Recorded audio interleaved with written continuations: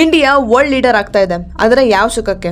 ಯಾಕೆಂದ್ರೆ ನಾವೀಗ ಮಾತಾಡ್ತಾ ಇದೀವಿ ಕ್ಯಾನ್ಸರ್ ಬಗ್ಗೆ. ಇಂಡಿಯಾ ಜಗತ್ತಿನ ಕ್ಯಾನ್ಸರ್ ಕ್ಯಾಪಿಟಲ್ ಆಗ್ಬಿಟ್ಟಿದೆ. ಬೇರೆ ಕಂಟ್ರೀಸ್ಗೆ ಹೋಲಿಸ್ಕೊಂಡ್ರೆ ನಮ್ಮ ದೇಶದಲ್ಲಿ ಕ್ಯಾನ್ಸರ್ ತುಂಬಾ ಫಾಸ್ಟ್ ಆಗಿ ಜಾಸ್ತಿ ಆಗ್ತಿದೆ. ಇಷ್ಟೇ ಅಲ್ಲ, ಬರೀ 4 ವರ್ಷದಲ್ಲಿ ಒಬೆಸಿಟಿ 50% ನಿಂದ ಜಾಸ್ತಿ ಆಗಿದೆ, ಡಯಾಬಿಟಿಸ್ 8% ನಿಂದ, ಹೈಪರ್ ಟೆನ್ಷನ್ 11% ನಿಂದ, ಮತ್ತೆ ಕೊಲೆಸ್ಟ್ರಾಲ್ 8% ನಿಂದ ಜಾಸ್ತಿ ಆಗಿದೆ. ಇದಲ್ಲದೆ 18 ರಿಂದ 25 ವಯಸ್ಸಿನವರಲ್ಲಿ 5ರಲ್ಲಿ ಒಬ್ಬರಿಗೆ ಡಿಪ್ರೆಷನ್ ಇದೆ. ಮತ್ತೆ 18 ರಿಂದ 30 ವಯಸ್ಸಿನವರಲ್ಲಿ 80% ಇಂಡಿಯನ್ಸ್ಗೆ ಹೈ ಸ್ಟ್ರೆಸ್ ಲೆವೆಲ್ಸ್ ಇದೆ. ಹಾಗೆ 47% ಜನಕ್ಕೆ ಸ್ಲೀಪಿಂಗ್ ಪ್ರಾಬ್ಲಮ್ಸ್ ಇದೆ. 67% ಜನಕ್ಕೆ ಡೈಜೆಸ್ಟಿವ್ ಇಶ್ಯೂಸ್ ಇದೆ. ಇದಕ್ಕೆ ಕಾರಣ ಎಕ್ಸೆಸಿವ್ ಸ್ಮೋಕಿಂಗ್ ಅಂಡ್ ಆಲ್ಕೋಹಾಲ್, ಹಣ್ಣು ತರಕಾರಿ ತಿಂದೆ ಹೈಲಿ ಪ್ರೊಸೆಸ್ಡ್ ಫುಡ್ ನ ತಿನ್ನೋದು, ಮತ್ತೆ ಫಿಸಿಕಲ್ ಆಕ್ಟಿವಿಟಿ ಮತ್ತೆ ಎಕ್ಸರ್ಸೈಸ್ ನ ಮಾಡದೇ ಇರೋದು. ಹಾಗೆ air pollution, industrial chemicals, radiations, pesticides ಮತ್ತೆ ಮೈಕ್ರೋ ಪ್ಲಾಸ್ಟಿಕ್ಸ್ ಇವೆಲ್ಲ ಮೇನ್ ಎನ್ವಿರಾನ್ಮೆಂಟಲ್ ಫ್ಯಾಕ್ಟರ್ಸ್ ಆಗಿದೆ. ಎಷ್ಟೇ ಡೆವಲಪ್ಮೆಂಟ್ ಆದ್ರೆ ಏನು, ನಾವು ನಮ್ಮ ಹೆಲ್ತ್ ಬಗ್ಗೆನೇ ಕೇರ್ ಮಾಡಲಿಲ್ಲ ಅಂದ್ರೆ ಏನ್ ಪ್ರಯೋಜನ?